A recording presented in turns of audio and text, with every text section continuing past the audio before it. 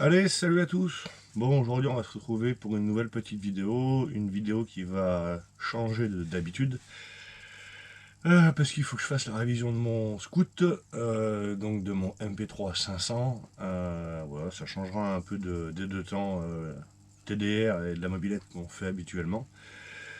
Donc je pense que ça peut en intéresser certains, donc c'est pour ça que je vais faire cette petite vidéo. On va lui faire une révision complète, donc la vidange, les bougies, variation, on va passer en mal aussi, et nouveau filtre à air, Twin Air. Voilà, donc pour ceux qui connaissent pas le MP3 500, je vous fais une petite présentation, je vous présente la machine, et puis après je vous présente les pièces qu'on met. Allez, à toutes.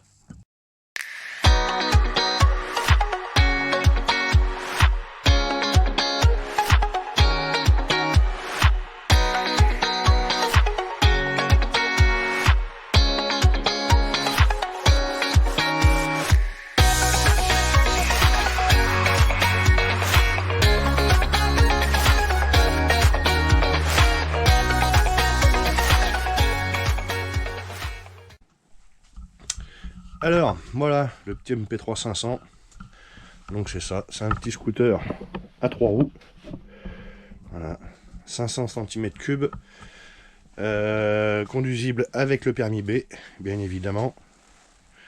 Grâce à la petite pédale qui est là. Juste besoin de la formation de 7 heures. Donc ça évite de passer le permis moto comme moi j'en avais pas envie, évidemment. Donc voilà, très gros scooter, relativement bien.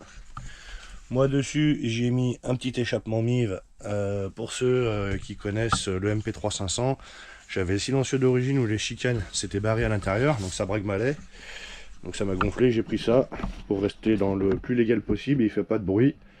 Devant j'ai rajouté des anti-brouillard en bas et des longues portées, histoire d'y voir bien clair. On est passé en full LED déjà. Le petit sticker, c'est pour toi StefDef. Qu'est-ce que j'ai fait d'autre dessus?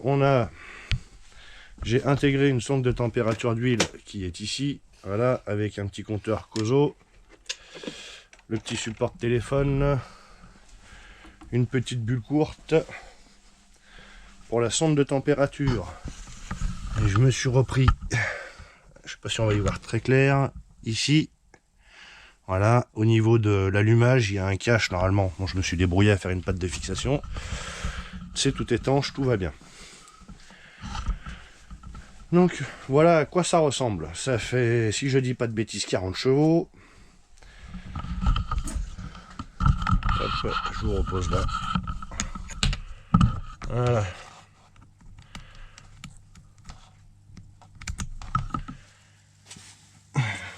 Donc voilà, c'est un très bon scooter.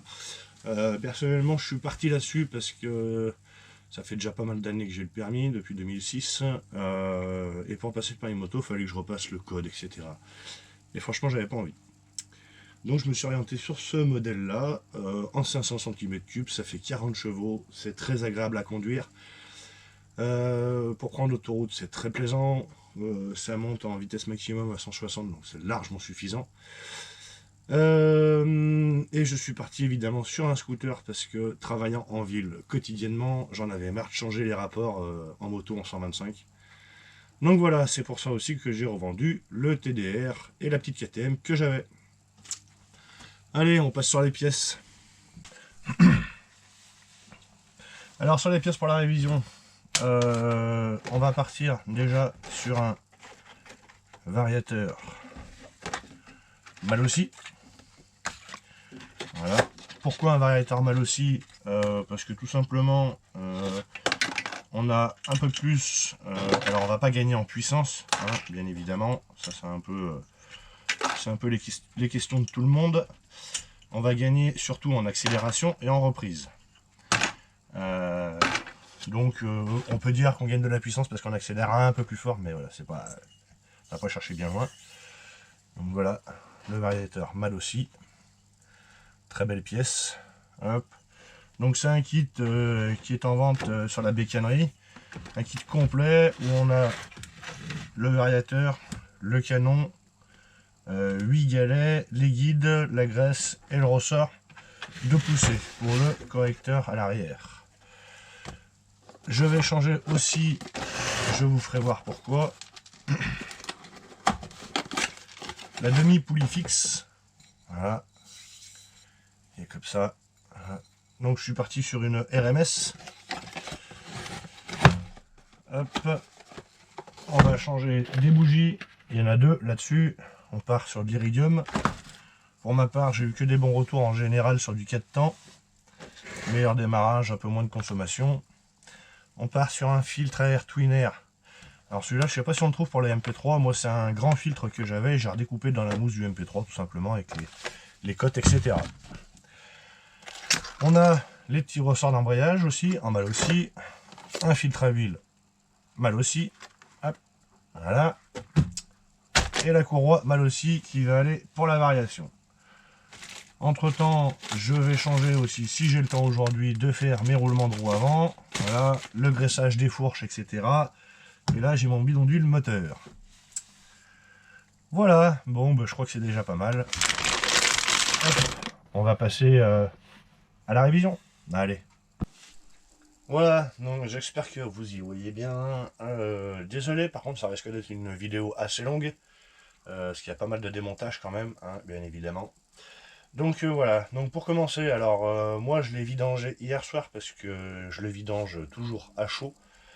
Ça permet vraiment à la dernière goutte d'huile de couler. L'avantage du MP3 c'est qu'avec le roll lock on peut le mettre un peu penché pour que ça coule. Donc tout simplement on a un bouchon ici, là-dessous, qu'on défait avec une douille de 24. Et donc on retrouve notre bouchon qui est là. Voilà. Et à l'intérieur on a une crépine. Comme ceci. Voilà. Donc moi ça j'ai vidangé déjà hier. Donc mon scout il est vidangé. Et de l'autre côté on a le filtre à huile. On va aller voir ça.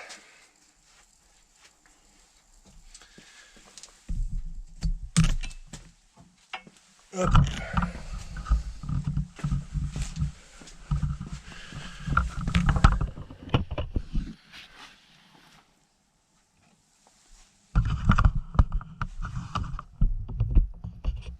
Voilà, donc le filtre à huile est situé ici, dessous. Voilà. Hop. Et donc moi je le démonte avec une clé que j'ai réalisée en 3D. On trouve ça sur Thingiverse. C'est du X9 pour Piaggio X9. Et elle est très bien parce que le bord rentre carrément dans le filtre. Voilà, donc ça j'y ai démonté. Je vais nettoyer le reste.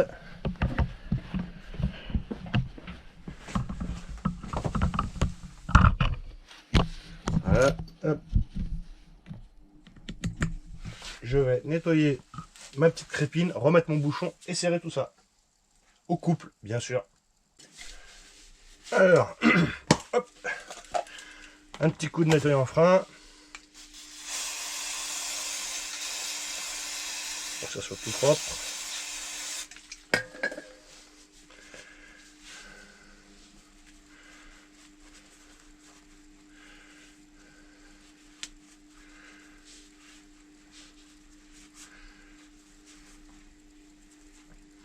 Voilà, donc attention, il y a un joint torique autour du bouchon, vérifiez qu'il ne soit pas abîmé. S'il n'est pas abîmé, c'est pas spécialement nécessaire de le changer. Et s'il est abîmé, eh ben c'est mieux.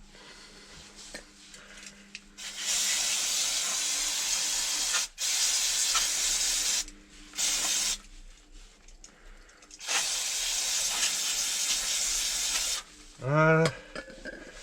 Une petite crépine toute propre.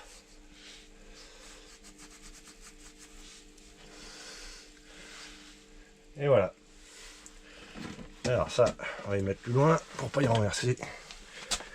Et après, eh ben, on remet tout ça en place.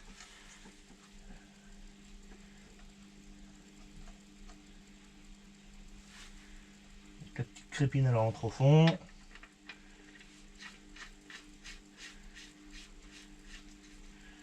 On remet le bouchon. Voilà. Et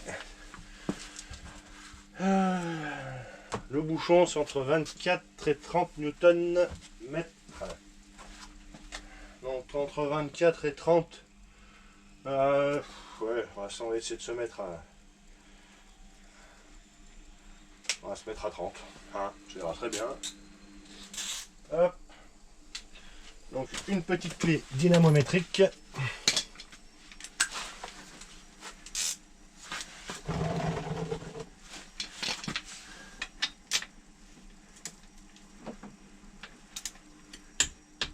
Voilà. Là, on est serré convenablement. Après, on va aller monter le petit filtre à huile. Donc mal aussi. Voilà.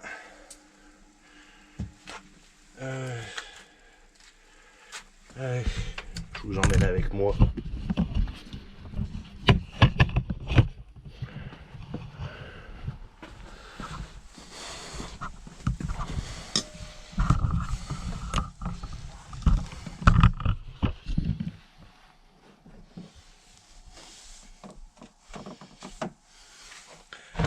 Hop, on va pousser ça. Voilà.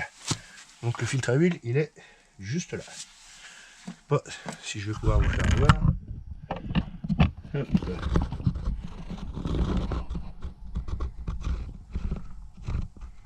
Voilà, vous voyez, il va juste là. Donc on prend une petite goutte d'huile. Hop, on graisse le joint. Ça évite qu'il colle pour le prochain démontage. Après,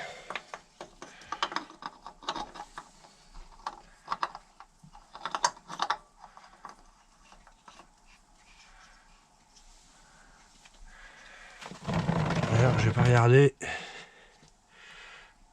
Ah oui, j'ai failli faire une bêtise. Vous voyez le joint, normalement on a un joint autour du filtre à huile là. Il est resté dessus, c'est ce qui me semblait. Je trouvais que le pas de vis était un peu court. Hop, donc on le renlève. Et on récupère le joint. Voilà, attention, faut vachement faire attention à ça. Toujours bien regarder, oui, là j'avais pas fait gaffe, bon ça va, j'ai l'habitude. Et maintenant on remet ça.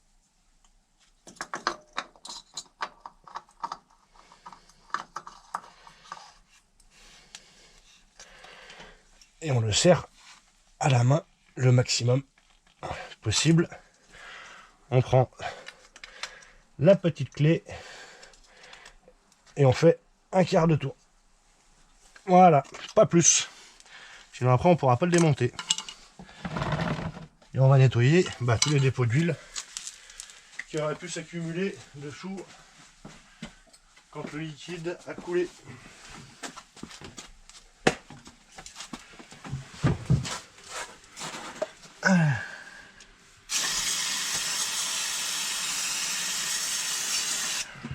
Ah, faut faire quelque chose de propre.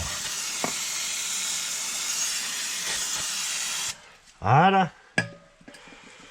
Et donc maintenant, on va remplir. Quantité maximale, 1,7 litre.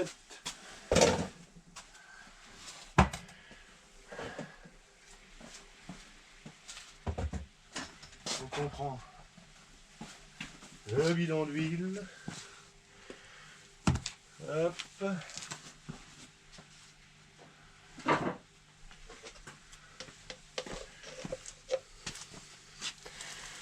Un verre doseur.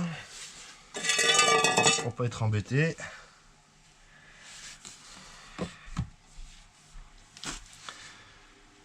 Il faut que je me mettre de l'autre côté. Bien évidemment. Je suis droitier.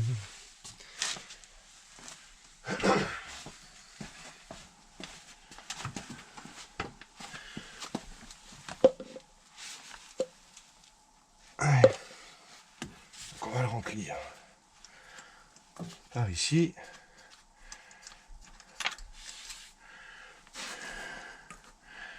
Voilà, on va mettre ça.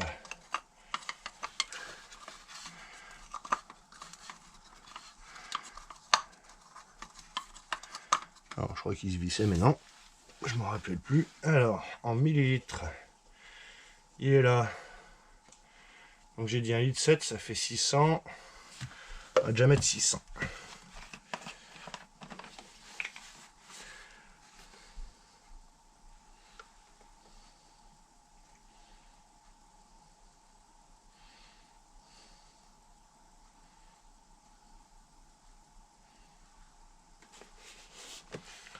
Hop. Et on remplit doucement. Allez, bon, je vous passe l'étape du remplissage. Hein. Voilà, donc une fois cette étape réalisée, il ne vous reste plus qu'à mettre le scooter en route, le laisser chauffer 1 ou 2 minutes, histoire que l'huile circule bien, donc tout le moteur et le filtre à huile, et après recontrôler votre niveau d'huile.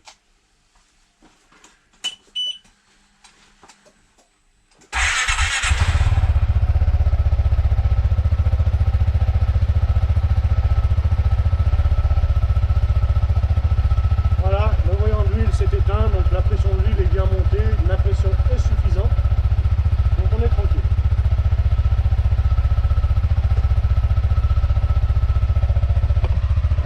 Voilà, je vous fais voir la température de l'huile à froid, donc bon, moi il dort au garage, donc voilà, l'huile est à 10 degrés, effectivement c'est pas chaud.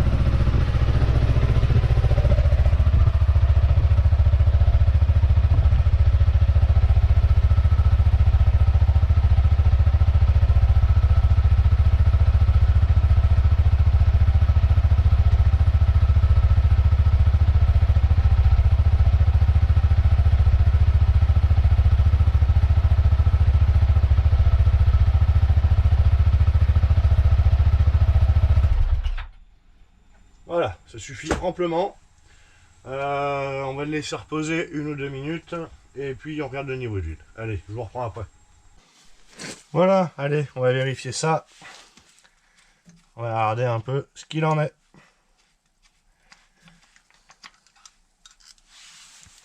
Alors, vous voyez, je sais pas si on y voit correctement. Hop, je suis pas au maximum. Le maximum, il est ici. Vous voyez, donc il en manque un petit peu. Donc on va faire la pointe et on va contrôler. Donc tout à l'heure, j'avais déjà mis moi 1,7 litre dedans. Après, sachant qu'il a vidangé toute la nuit, scooter penché, je connais pas la capacité du carter à vide.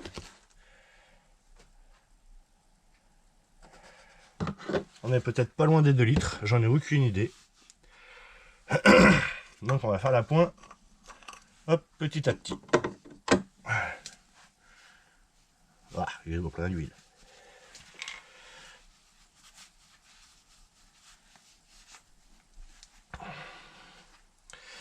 Allez, on vérifie. Donc de préférence un scooter bien droit. J'aurais peut-être même dû le mettre sur la béquille, ça aurait été plus simple je pense. Voilà. Là vous voyez, je suis bien au maximum, donc on est tranquille. Par sécurité, moi je vais le mettre sur la béquille, parce que de toute façon après on va travailler sur la béquille. Et je revérifie le niveau. Allez à toutes, on se retrouve de l'autre côté. Voilà, donc après vérification sur béquille, bien droit, il m'en manquait encore un petit peu, donc je suis pas loin des 1,8 litre, 1,9 litre il me semble. Au niveau capacité du carter d'huile. Maintenant on va passer aux bougies. Donc les bougies, elles sont là derrière. Alors vous n'avez pas ça, ça c'est moi qui l'ai fait pour moi, pour faire circuler un peu l'air chaud du moteur, parce que comme vous le savez, vu que c'est un scooter, le moteur il est enfoui sous le carter, sous les carénages, il n'y a pas spécialement d'entrée d'air. Donc voilà, ça favorise un peu, ça évite son échauffement. Donc on va enlever la petite trappe ici, avec un torx de 20, si je ne dis pas de bêtises.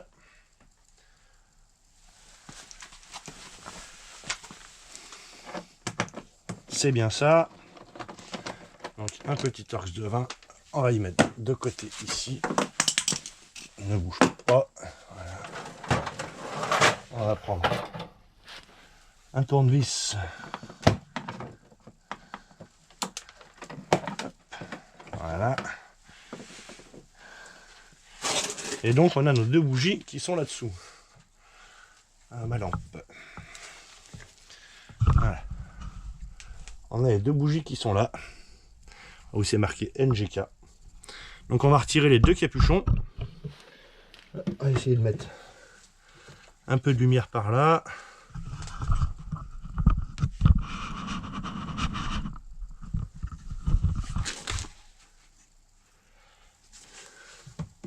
Pas évident.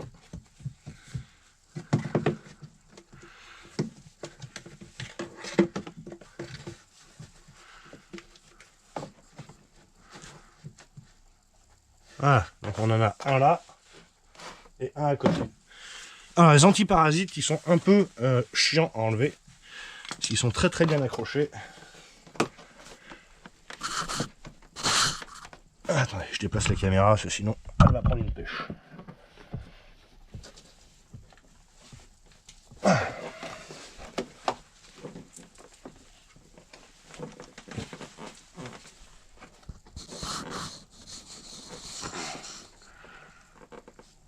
Ouah, putain, je sens que je vais encore m'esquinter une main.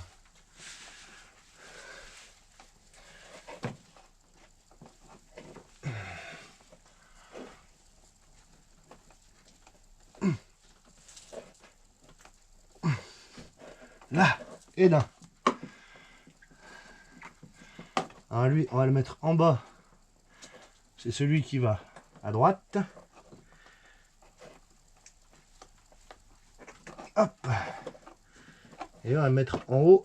C'est celui qui va à gauche. Ouais, on les mélanger. Enfin, après, je pense pas qu'il y ait de soucis hein, si on les mélange, mais par précaution. Voilà. Alors, après, on va prendre, je crois que c'est une clé de 14. Il me semble.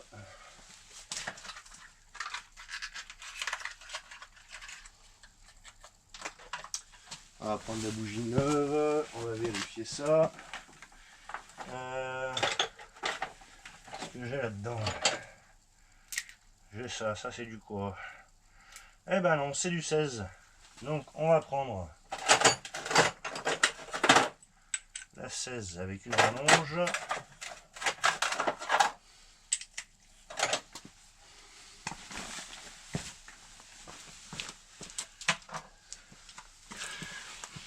Et on va dévisser ça. Voilà.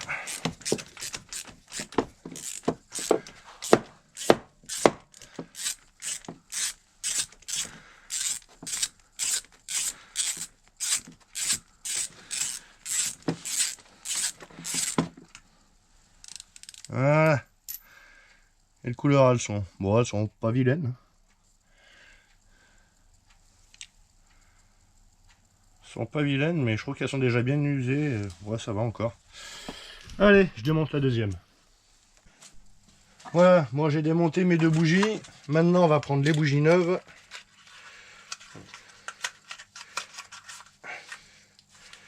Allez,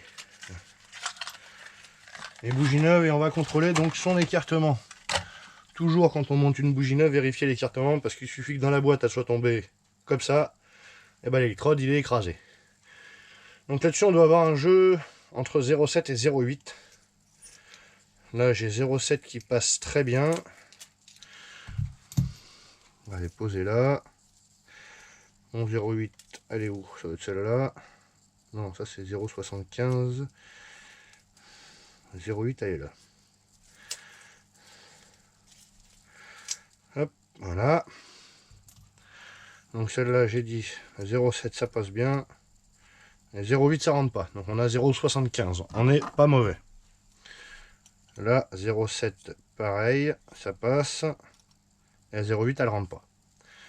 Donc on est bon. Voilà. Là maintenant, celle-là, on peut les monter. Voilà, donc tout simplement, vous prenez vos bougies pour les remettre en place. Au fond, il y en a qui peuvent mettre de la graisse cuivrée pour éviter qu'elle grippe. En général, il n'y a pas trop de soucis. Attention par contre à les mettre bien droites. Parce que le pas de vis est relativement fin. Et si vous la mettez de travers, eh ben vous flinguez la culasse. Donc toujours la monter à la main au maximum.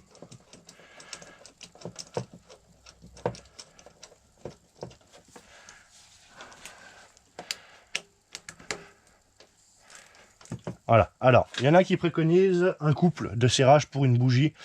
Personnellement, j'aime pas et je suis pas pour. Étant dans la mécanique auto, j'en vois beaucoup qui sont serrés au couple des bougies. Et quand je viens à les changer, les bougies sont complètement desserrées parce que le joint ne s'est pas écrasé suffisamment. Moi, tout simplement, je prends ma bougie, je la visse à fond sans forcer quand on est embuté. Et donc, je mets un quart de tour. Ça suffit amplement. Voilà, c'est une technique. Après, il y en a qui aiment pas, il y en a qui aiment. Moi je fais comme ça, j'ai jamais eu de soucis. Allez, je monte la deuxième et je vous reprends. Voilà, j'ai remonté mes 2 bougies, c'est le moment de remonter les antiparasites. Alors il y a un petit truc que j'aime bien faire, c'est de la graisse silicone. Je prends de la graisse silicone tout simplement, alors pas 3 tonnes, hein. Hop, un peu sur le doigt, et je viens en mettre au niveau de la bougie, enfin de l'antiparasite à l'intérieur. Comme ça permet déjà que l'antiparasite ne reste pas collé quand on veut redémonter. Et en plus de ça, ça favorise l'étanchéité. Même si, vu l'épaisseur des antiparasites, on n'a pas grand chose à craindre. Voilà, je le fais sur les voitures, je le fais sur les motos, sur les scooters, je le fais sur tout. Et je n'ai pas de problème. Alors je mets pas de la graisse standard parce que la graisse standard, elle colle. Hop. Elle colle et puis ça bouffe le caoutchouc, contrairement à la graisse silicone. Allez, maintenant que j'ai remonté ça, je vais vérifier qu'il démarre. Voilà, donc il redémarre sans problème. Hop, les antiparasites sont bien mis en place. Ce que vous pouvez vérifier aussi, une fois que vous avez remis les antiparasites et moteur en route, vous ne remettez pas le cache. Quand vous le mettez en route, essayez d'être dans le noir et vous verrez s'il y a une étincelle qui passe au travers de l'antiparasite, qui va sur la culasse ou sur une masse. Ça peut indiquer un antiparasite défectueux. Donc à ce moment-là, il faut le changer.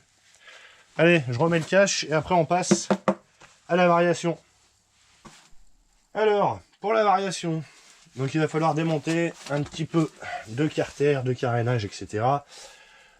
C'est quand même pas mal d'être relativement bien outillé.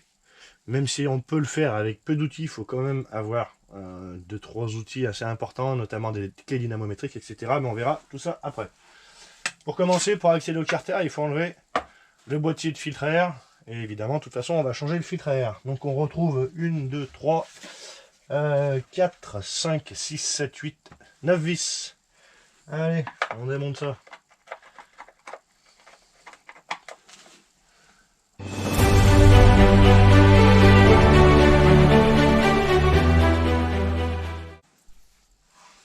Voilà, donc carter, boîte à air démonté. Hop, on essaye de récupérer toutes les petites vis qui peuvent rester coincées. Voilà, celle-là, celle-là, hop, hop, le filtre à air. Vous voyez à quoi ça sert un filtre à air? Ça a récupéré quand même pas mal de merde, hein. Allez, lui, on le met de côté, on le lavera plus tard. Les vis. Ah, regardez, je vais vous faire voir quand même tout ce qu'il y a comme merde à l'intérieur. Voilà. Vous voyez tout ce qu'on retrouve? À quoi ça sert un filtre à air? C'est tout du gravier, du sable, il y a un peu de tout. Bon, pourtant, j'ai pas fait le touquet avec. Hein. Allez, on nettoiera tout ça après. On a aussi une durite de vidange qui se trouve derrière. Hop. Qui est branché au filtre à air. Voilà, on va prendre la petite boîte.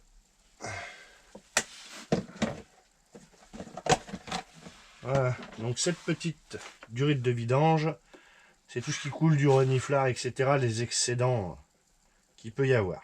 On peut avoir un peu de liquide dedans. Ouh là là. Voilà, c'est de l'eau.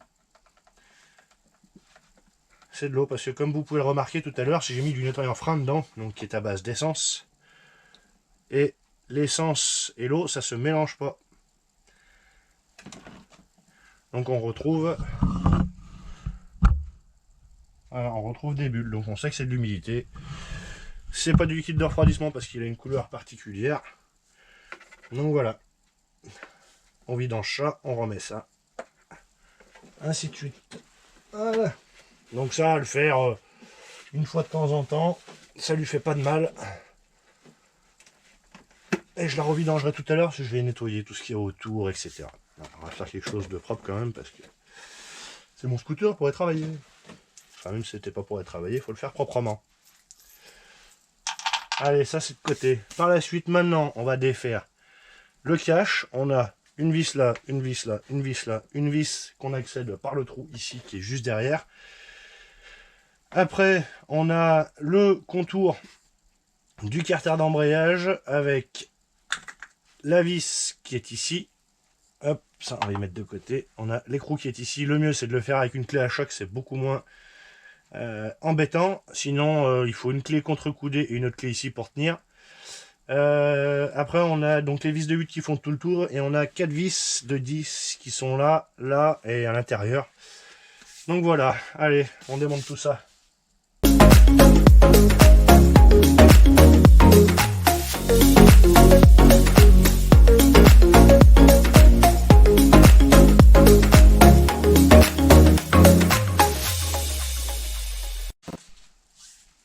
Voilà, donc j'ai démonté toutes mes vis.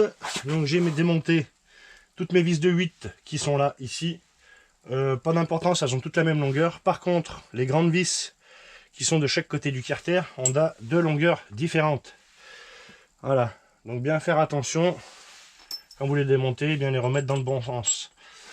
J'ai tout simplement enlevé l'écrou donc à la clé à choc. Et maintenant, voilà, donc ce qu'il faut faire gaffe, ce sont les rondelles qu'il y a dedans. Donc pour pas vous faire chier, voilà. Faites tourner la roue, hop, il y en a une grande et une petite. Donc la petite va en premier et la grande va ensuite. On y remet bien dans l'ordre, voilà, comme ça, avec l'écrou, on y laisse de côté. Et après, on enlève le carter. Par la même occasion, on vérifie l'état du roulement. Il est en bon état. Il gratte un peu, il faudrait lui mettre un coup de graisse à l'intérieur, faut que je regarde. Voire à le changer, mais ça c'est pas grave. On mettra un petit coup de nettoyage au carter par la suite. Après on retrouve notre variation. Donc derrière on a une grosse rondelle qui va avec la cloche d'embrayage. Comme ceci. Donc on y repose dans le même sens. Elle, on la nettoiera aussi, on y mettra un coup de toile par la suite. Voilà. Et donc là, on a notre embrayage et là, on a le variateur. La poulie, elle est bonne, je l'avais déjà changée la dernière fois. Et ici, donc pareil, on va prendre la déboulonneuse. Et ça va être une grosse bouille de... qu'est-ce qu'on a fait? Est-ce que c'est celle-là? Non, c'est plus gros. Hop.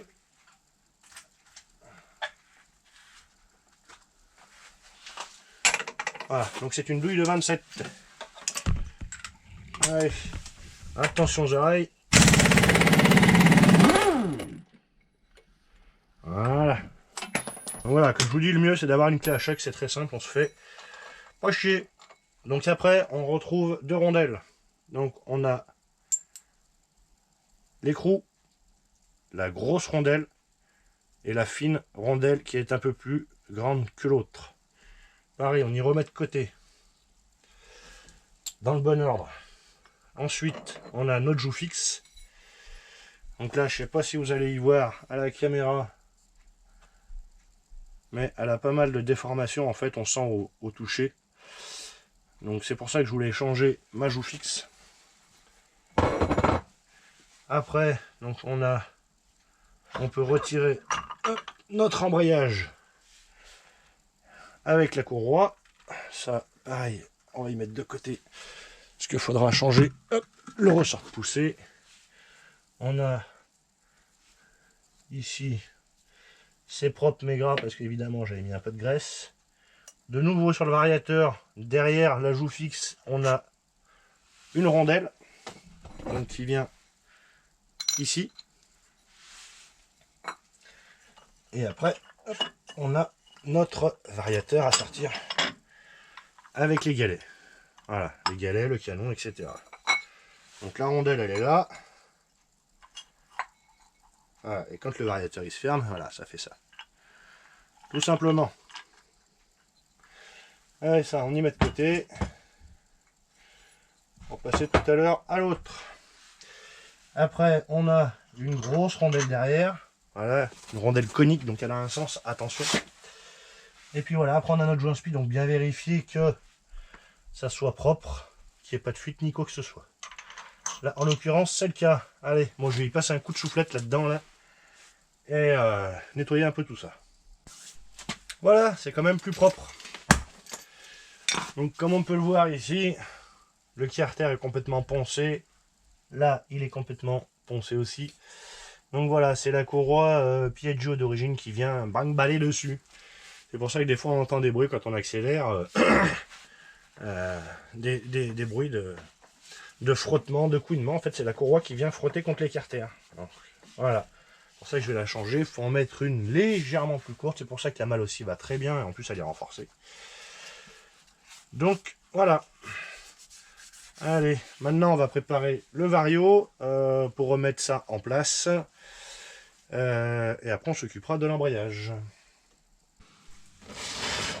Voilà, donc pour le vario, rien de bien compliqué. Hop, on va mettre ça là-dessous pour le poser. Hop, les galets. Tac, tac, tac. Le petit canon.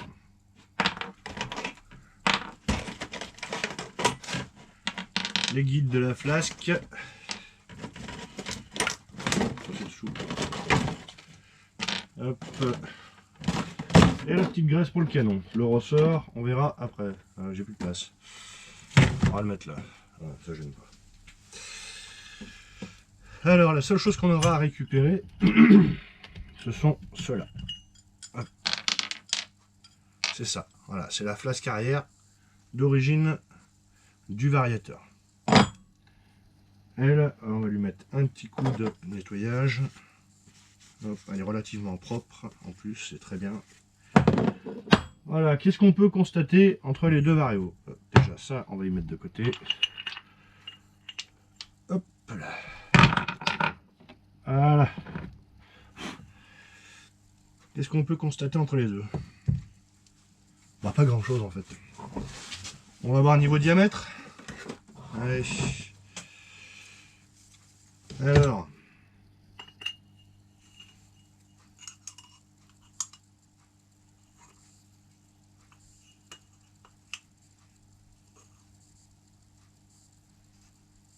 Niveau diamètre. Celui-là il fait 154. Bon, c'est approximatif, hein.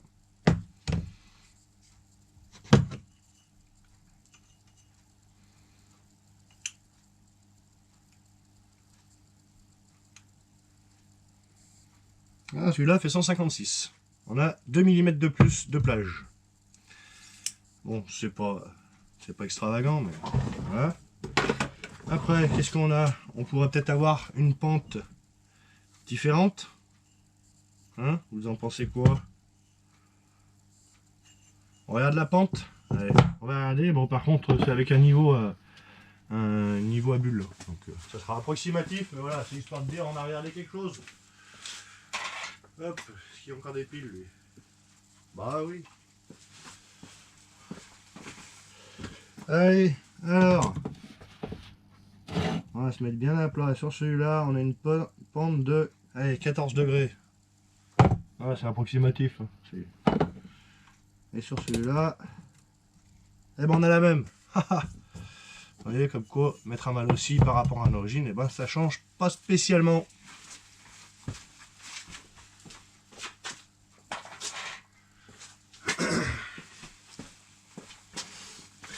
Alors des fois, il vaut mieux prendre à la rigueur juste un ressort de poussée blanc, des galets de 15 grammes et un variateur type adaptable, plutôt que de prendre un mal aussi. Après, on va peut-être se dire, ça durera peut-être plus longtemps dans le temps, je sais pas, j'en sais rien.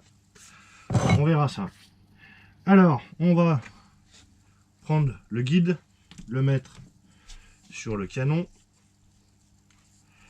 On va graisser les joints. Youp.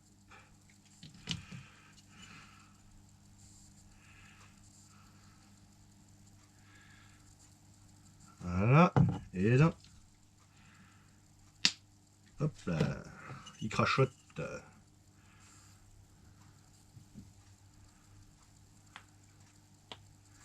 Voilà, et à l'intérieur du vario, il y a une gorge au milieu. Pareil, on va la remplir de graisse.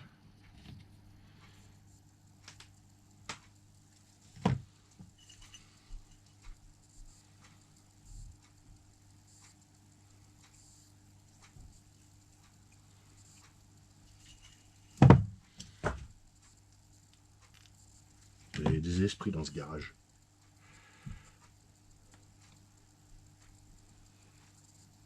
Voilà.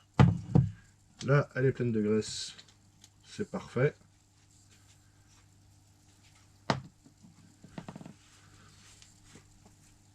Donc après, on prend le canon avec son adaptateur et on vient en tournant rentrer le canon dedans.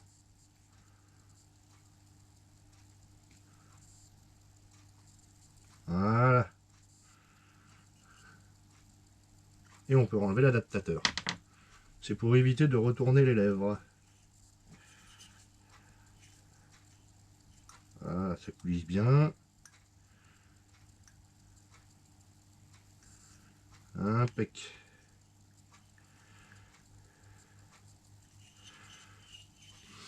Moi, par sécurité, je vais remettre un coup de graisse à l'intérieur du canon. Voilà, pour que ça soit bien graissé, que je ne sois pas embêté.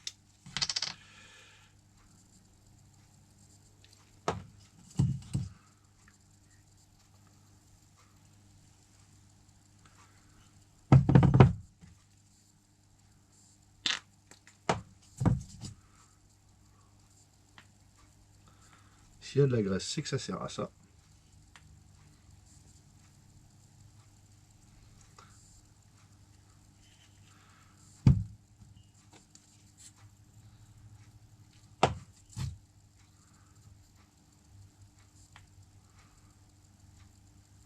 Voilà.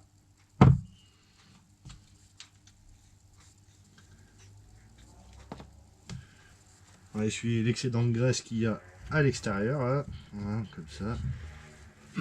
Et après, on remet les galets. Alors, certains galets ont un sens, ceux-là en ont pas.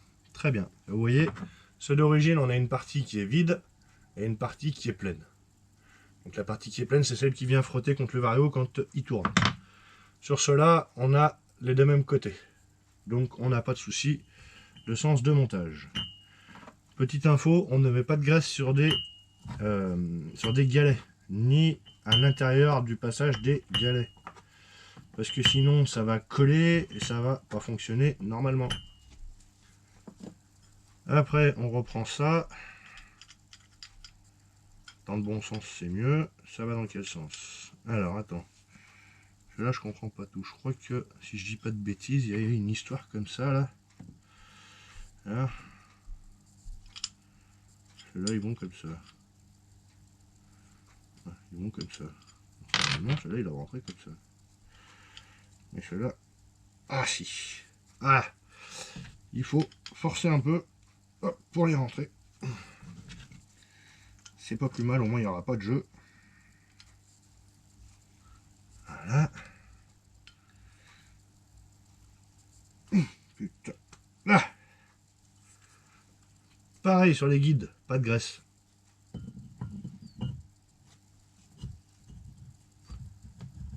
Oula, il est bien dur, hein.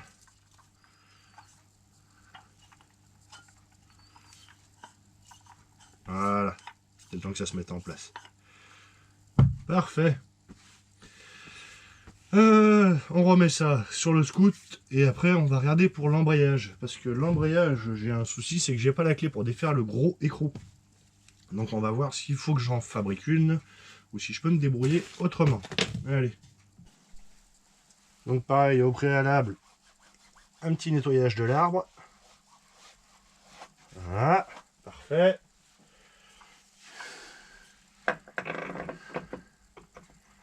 Et après, voilà. On retrouve un peu d'excédent de graisse ici, on l'enlève. Voilà, pas qu'il y en ait sur le canon parce que sinon la courroie elle va patiner. Parfait, ça tient en place, c'est nickel. Allez, on regarde pour l'embrayage maintenant. Voilà, bon, allez, pour le ressort d'embrayage, j'ai trouvé une solution.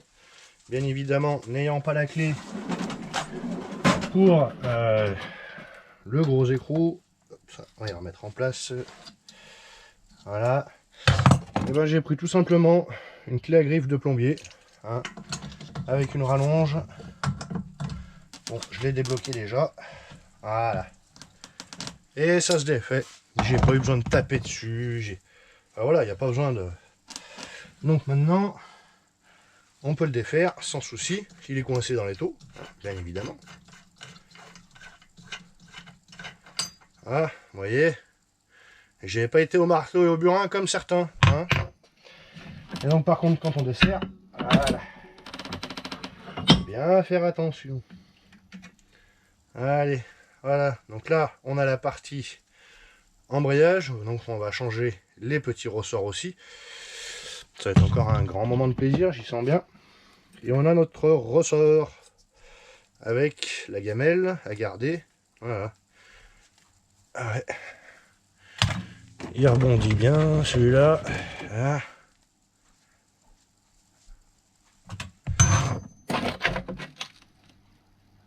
Ouais, la résistance c'est kiff. Alors, niveau hauteur, alors ce que ça donne. Ah, le mâle aussi est un peu plus grand. Un chouïa, l'autre il a peut-être rétréci en même temps avec le temps. Je crois qu'il y a une valeur pour le ressort de longueur.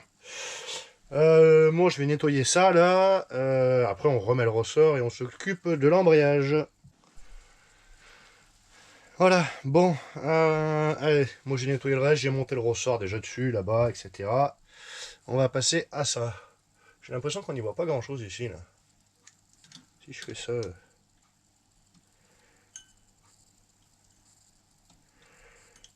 Ah, ça va déjà un peu mieux. Allez, donc il vous faudra une pince qui écarte les circlips. Il va falloir qu'on enlève les circlips. Bien évidemment, sans les perdre. Toujours un peu merdique.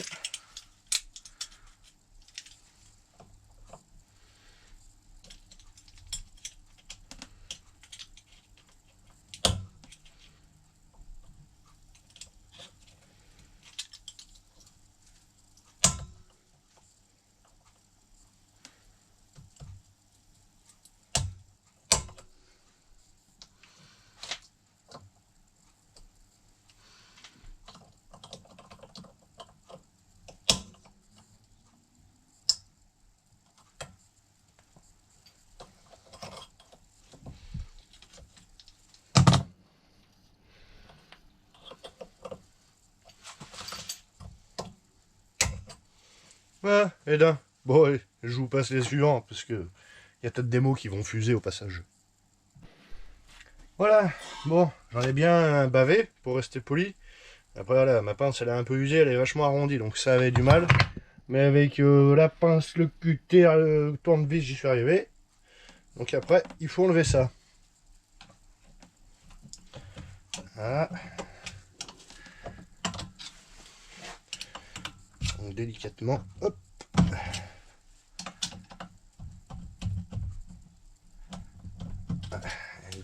Voilà. Et on retrouve nos ressorts. Nos 5 ressorts. Voilà. Donc après, si on peut, je pense que je vais essayer d'enlever toutes les mâchoires. Voilà. Et on va changer les ressorts un par un. Je pense que ça sera le plus simple. On verra bien. C'est la première fois que j'y fais sur ce scout. On verra ce que ça donne. Ah, putain, mais ça m'a l'air déjà d'être bien bandé là-dessus. Là. Hop, on va remettre ça là-dessus.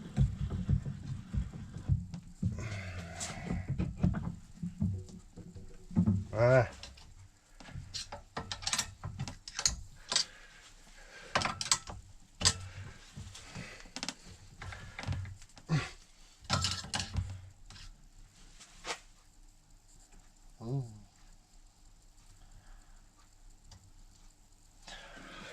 Bon, je crois qu'on va essayer différemment. Allez, je regarde ça. Bon, voilà, finalement, je les ai tous enlevés au tournevis. Hein. Je les ai fait sauter. J'avais pas le choix, c'était plus simple.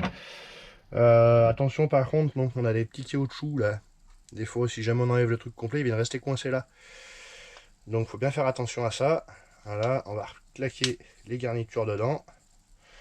Voilà, et puis bah maintenant il va falloir essayer de remettre les jaunes. Donc là ça va être encore un grand moment de plaisir. Parce que pour les remettre, déjà dans mes souvenirs sur les 50 cm3 c'était un peu la merde. Alors là, ici,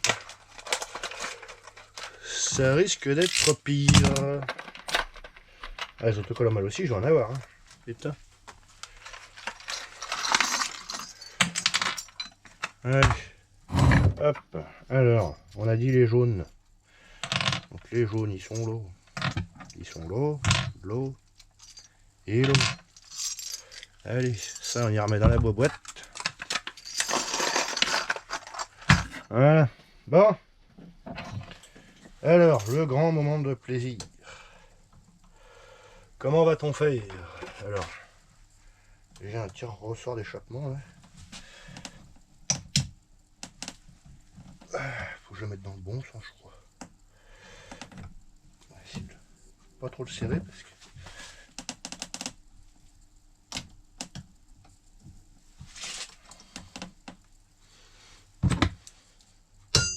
Voilà, j'ai trouvé.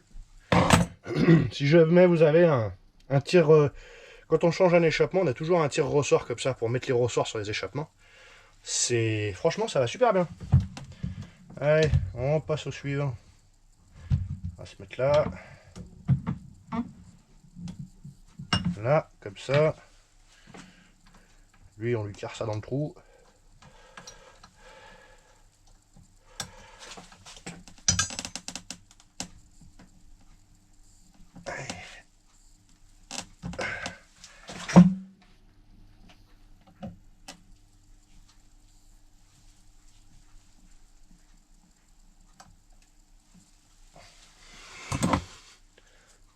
Ah bah non, il a pas pris.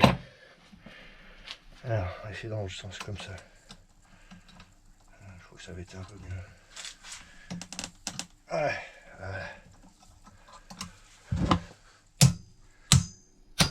voilà. Voilà. Au suivant.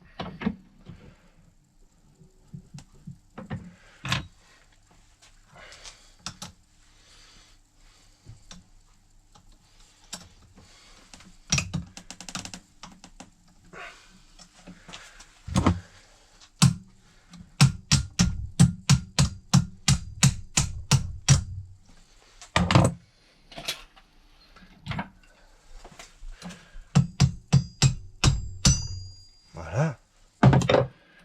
Ça va mieux quand on prend l'outil adapté.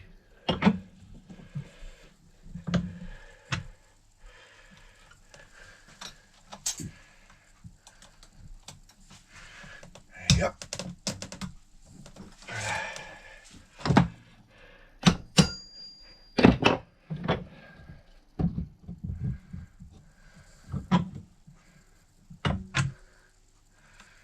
Le dernier.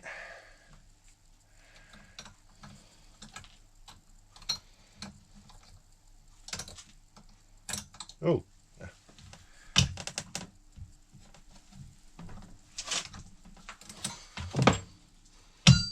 Et voilà. Et on a changé tous nos ressorts. Donc maintenant, il ne reste plus qu'à remettre la flasque.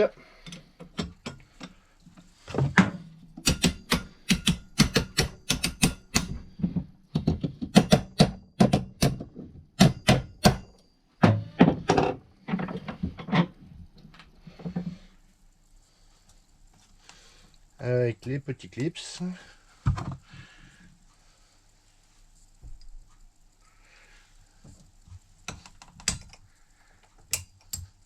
Voilà. Et là.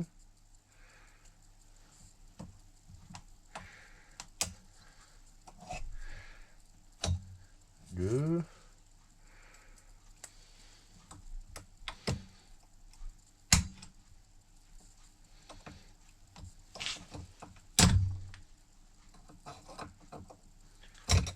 Trois.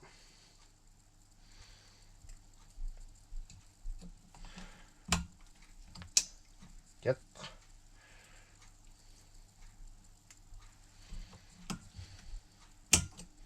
Et 5. Voilà. Et puis maintenant, il ne reste plus qu'à remonter le tout là-dessus. Hop. Ça. Ça comme ça, comme ça.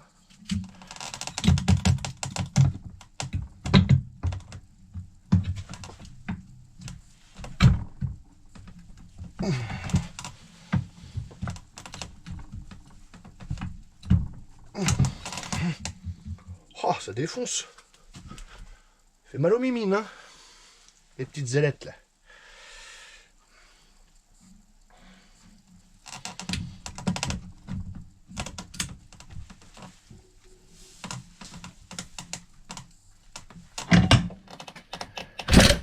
Wow, bijou.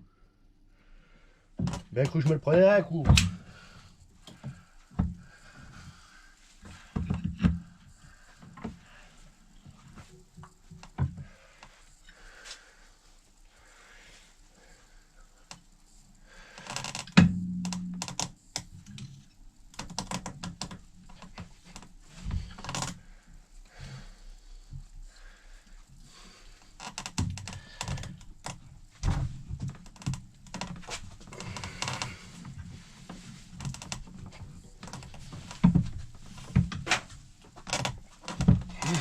Putain de ça. Il est raide dans le blanc.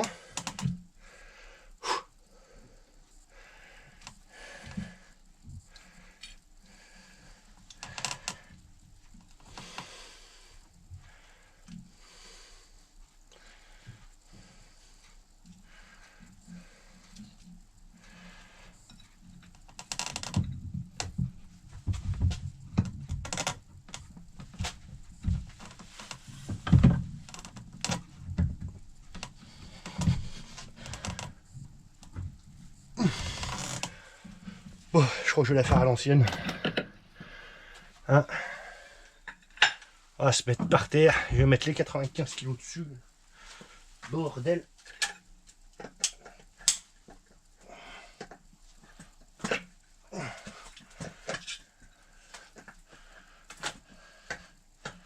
Ah. Ah, finalement, il n'y a pas mieux que l'ancienne méthode.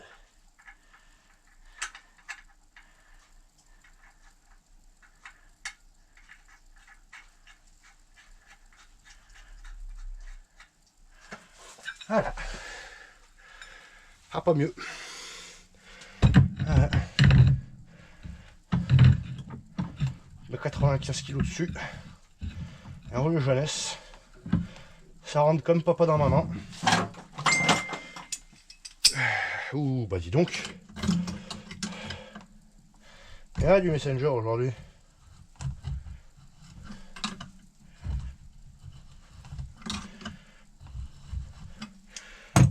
J'aurais peut-être dû le serrer comme ça.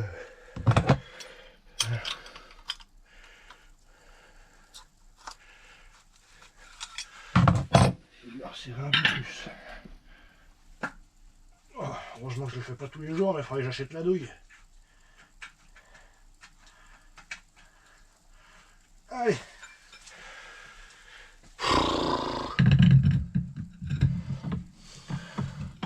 Comme disait le cheval.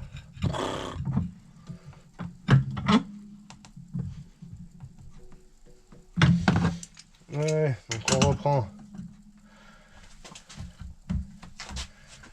la petite clé à griffe.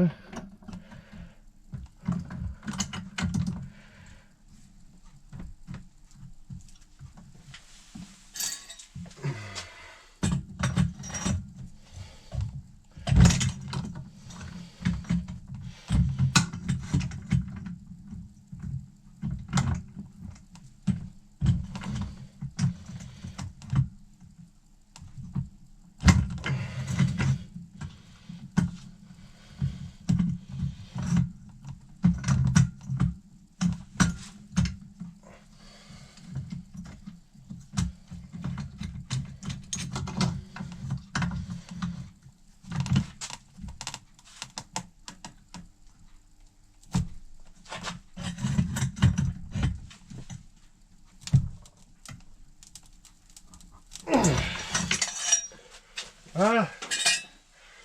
Au moins, ça risque pas de partir.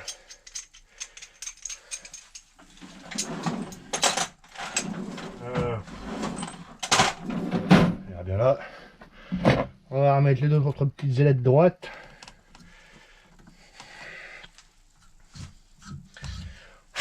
Voilà. Parfait.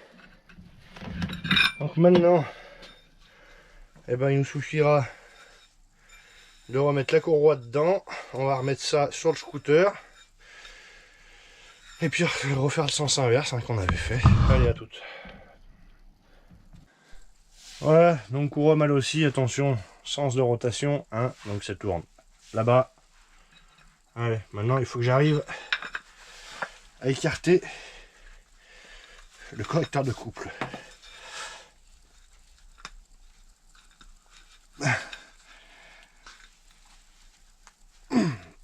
Oh putain, il est raide le salaud.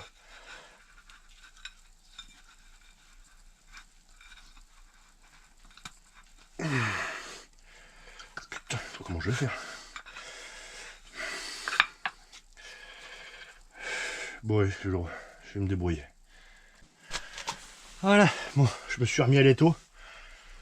Putain, les mecs, si vous n'avez pas d'étau, si vous n'êtes pas équipés, les gars, mais réfléchissez avant d'y faire. Hein. Putain, je vous le conseille. Hein. Bon, le roulement à l'intérieur, il est bien gras. On va remettre une couche quand même. Que ce soit bien graissé, ces bestioles.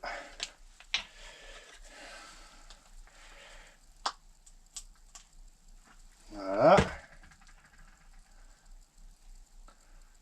Bien y faire pénétrer dans le roulement.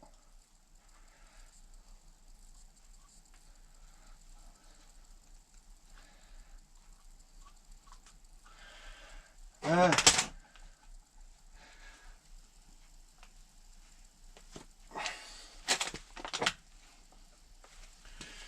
Allez, donc ça, on remet ici.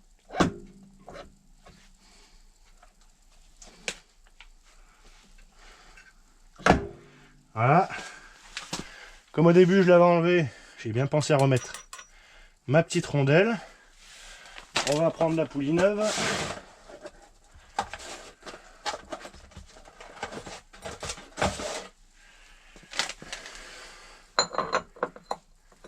Voilà.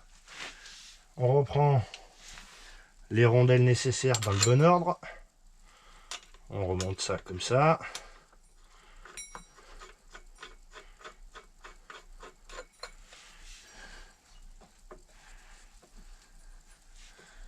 Voilà. Et donc, je m'étais fabriqué une clé exprès pour serrer ça.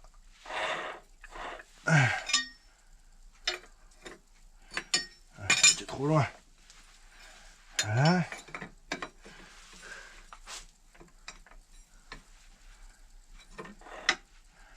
Voilà. On va voir si ma clé elle tient.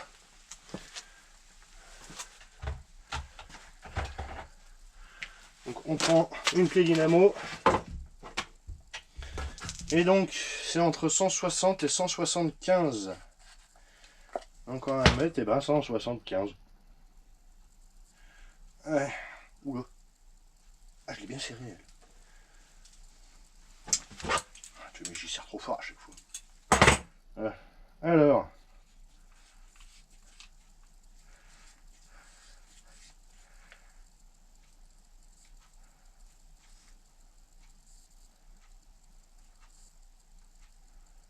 Là. Hop. Donc une clé dynamométrique. Hein. Ce genre de modèle là. Ah, ça vaut pas bien cher. On en trouve de partout. Maintenant.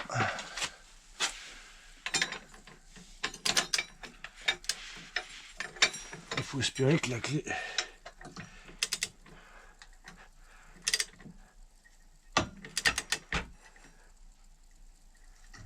elle tienne le choc.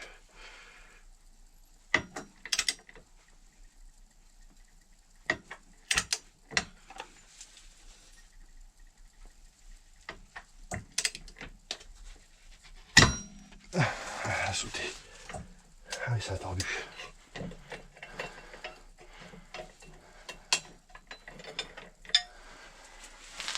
Ça a tordu. Bon. Et ben je suis bon pour en refaire une. Et puis serrer tout ça. Allez, je m'en refais une. Et je vous reprends. Bon, voilà, c'est bon. J'ai pu me débrouiller. Ça fera l'affaire. Après, celle-là, donc j'ai nettoyé un coup là. Les garnitures sont propres aussi. Donc on peut remonter tout ça. Donc tout a été nettoyé, hein, bien évidemment. Hop. La rondelle, ça c'est bon, ça c'est bon. On va juste faire tourner le varigot. Au pire, ça se mettra en place. Hein.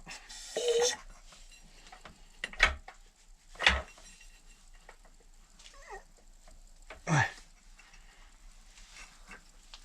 Ouais, ça se mettra en place hein, quand on y mettra en route. J'ai mangé mon chiffon encore. Putain, j'en ai marre. Bon, et ben maintenant, moi je vais nettoyer mon carter. On remet le carter, etc. Bon, il faudra que je lave le scout, évidemment, il est dégueulasse. Allez, je nettoie le carter et je vous reprends. Voilà, petit coup de propre. J'ai agressé mon roulement donc par l'autre côté. Par ici, j'ai enlevé le cache-poussière et je l'ai regraissé. Maintenant, il fait plus aucun bruit. Il était sec comme un coup de trick. Voilà pourquoi il y a des roulements de transmission qui lâchent. Allez, on remet ça ici. Voilà. Ça va? Tous. Ça va tout seul. Il y a l'autre qui s'est déclenché, espèce d'abruti là. Le machin qui nous sert à demander quelque chose sur les iPhones. On va dire le mot parce qu'il va se redéclencher, ça va me couper le truc. Allez, on remet ça.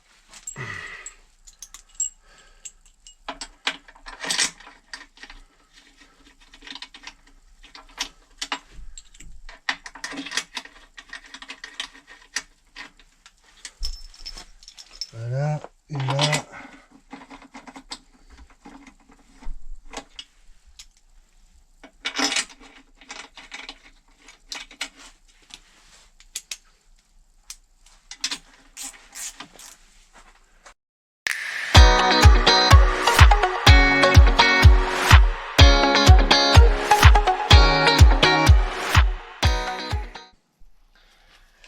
Voilà, donc j'ai tout remonté comme vous avez vu. Ici, je vais y serrer donc à la clé dynamo. Il nous donne entre 92 et 100. Hop.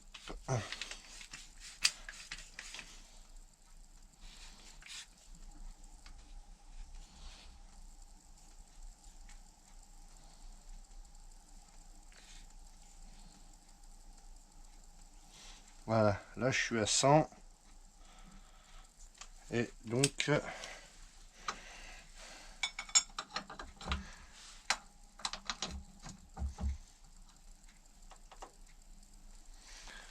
on va défaire le frein à main.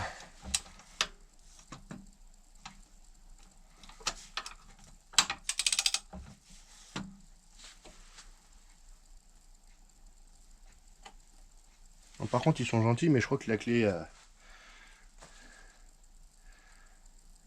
elle fonctionne que dans un sens. Hein. Là tu fais comment pour serrer au couple?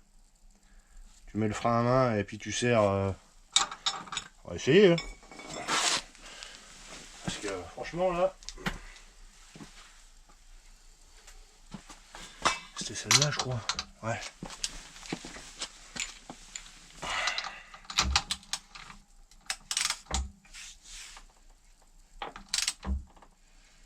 Tu peux pas. Ah, ça fait tourner la roue.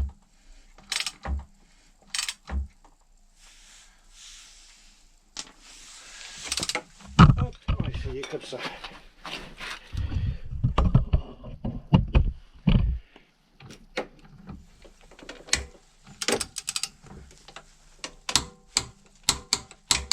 Voilà. Impec. Donc on est bien serré.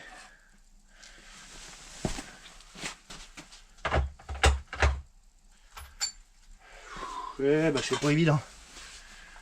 Putain, quand je vois ceux qui font ça régulièrement, comme Morgane, ou même Fabien qui c'est son métier, putain, c'est pas évident. Moi je me plains dans les bagnoles. Bon, après là j'ai pas beaucoup d'espace non plus, hein. Et je suis pas en hauteur, je suis même le seul. Donc c'est vrai que c'est pas marrant. Mais bon bref. Allez, on passe à la suite. Moi je vais remonter mon cache qui va ici, nettoyer tout ça, remettre mon filtre à air, ma boîte à air, etc. Allez, bon, je vous mets ça comme d'hab en timelapse. Après, ça vous savez faire, hein. Ah, je suppose quand même.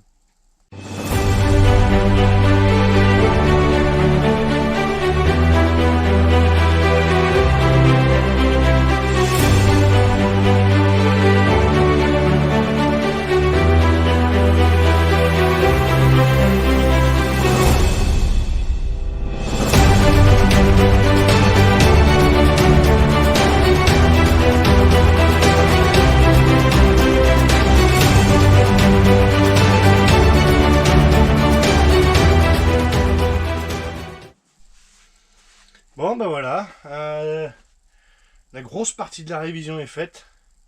Il ne reste plus qu'à voir s'il démarre et s'il n'y a pas de bruit suspect. Normalement, oui, il n'y a pas de raison. Il va peut-être faire un petit peu de bruit au début, c'est parce que la courroie va se mettre en place.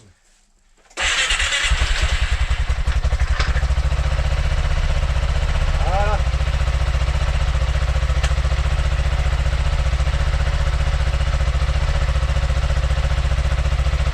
Déjà on peut remarquer, je sais pas si vous le voyez, la roue tourne presque pas, alors qu'avec ceux d'origine, ça tournait à plein pot.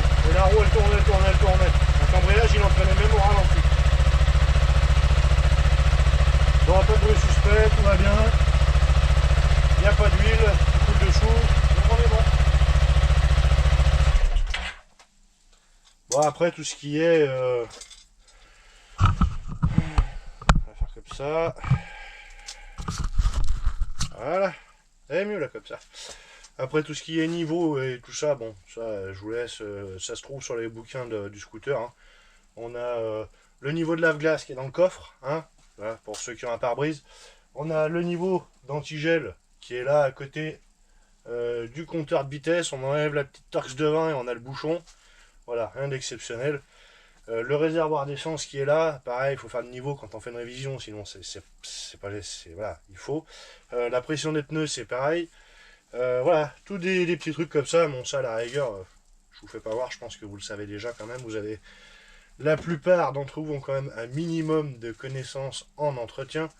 Donc tout ce qui est niveau, on va dire ça comme ça. Donc moi, je vais finir ça. Il me reste le graissage de la fourche avant à faire.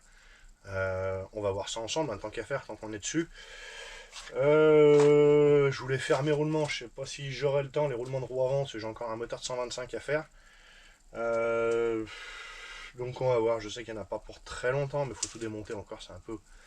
C'est long et chiant, alors j'y ferai peut-être le week-end prochain, ça c'est pas grave. Allez, et ben on va faire le graissage de la fourche avant. Voilà, donc la suite. Donc on va graisser la direction, notamment ces parties-là. Là on a la rotule de direction, donc là on a la roue, juste en dessous. Là on a le garde-boue. Là on a la rotule de direction. Et juste au-dessus en fait on a un écrou, enfin une vis de 17. Alors il existe soit des kits, là on la voit mieux d'ici, elle est là. Il existe soit des kits avec des graisseurs prévus pour... Hop. Mais apparemment les vis sont pas solides. Voilà. Sinon il faut laisser celle d'origine et y faire à la seringue, comme je vais vous faire voir. Je vous fais voir sur une et puis après il y en a 3 autres, hein, mais je vais pas vous faire voir sur toutes, c'est le même principe. Après pareil, et après il faut attendre que ça redégueule en dessous là. D'ailleurs on va essuyer l'ancienne qui coule déjà là. J'avais graissé il n'y a pas très longtemps, mais vaut mieux y refaire. assez fréquemment. J'ai pas envie de me taper des roulements de colonne. Des roulements de direction. Alors, vous voyez, j'ai une seringue remplie de graisse. On va... Ah putain, un peu longue. Je l'ai chargé en graisse là, la mémère. Voilà. Alors, je vais essayer de changer de main pour que vous y voyez. Voilà. Donc là, on remplit comme ça. Et normalement, ça doit couler ici.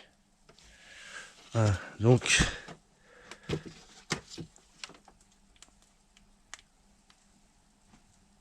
allez, hop, ça sort. Ah, si ça sort, c'est bon. Ouais, elle est relativement propre. Ça sort de partout. Donc voilà, après, donc une fois ça, on remet la vis, on serre au couple. Il y en a une au-dessus. Et bah, évidemment, il y a les deux de l'autre côté. Allez, je vous laisse faire pour le reste. Bon bah voilà, j'ai fini de graisser ma fourche. Enfin mes roulements de direction. Donc maintenant tout va bien aller. Enfin même si ça allait bien. Hein. Donc voilà un peu ce qu'il en est. Grosso modo une révision sur un MP3. Enfin vous voyez, alors là j'ai fait la vidéo en même temps, donc c'était un peu plus long, le temps de préparer les outils, d'expliquer les trucs comme ça.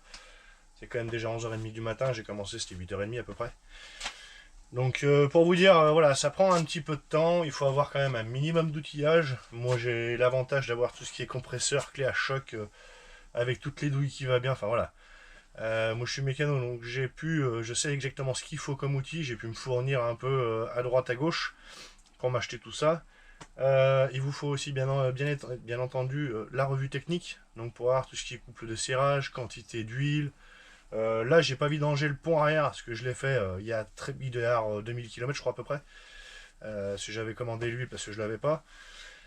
Enfin voilà, il y a plein de petites choses comme ça. Le fait pour changer le ressort de poussée, c'est tous les trucs où voilà, on n'est pas. J'avais plus l'habitude d'y faire sur des scouts. Je l'avais fait sur mon ancien 125 sur un X8, si je dis pas de bêtises. Et voilà, donc il faut quand même avoir un minimum de connaissances en mécanique pour faire ça, malgré que ce soit ni plus ni moins du Lego en version adulte. Hein. Vous prenez un Lego, vous suivez la notice, vous le montez. Là c'est pareil, hein, vous prenez la revue technique, vous suivez la notice, vous démontez, vous nettoyez, vous changez, vous remontez. C'est exactement la même chose. Le seul souci c'est que là, si on se loupe, il y a des conséquences qui peuvent être assez graves. Voilà, et ben écoutez, sur ce, je vous souhaite de passer un bon week-end. Et puis on se retrouve donc la prochaine fois pour une nouvelle vidéo. Et je vous mettrai dans la description les groupes des scooters MP3 où je suis, si jamais ça intéresse quelqu'un qui veut s'acheter un MP3 parce qu'il se dit tiens finalement c'est pas mal. Et ben je vous mettrai les liens dans la description. Et puis voilà, et ben écoutez, bon week-end à tous, et puis amusez-vous bien, ciao. Ah oui, dernière petite chose, à l'occasion on ira faire un petit essai ensemble, comme ça on verra un peu le comparatif, et puis je vous dirai ce que j'en pense.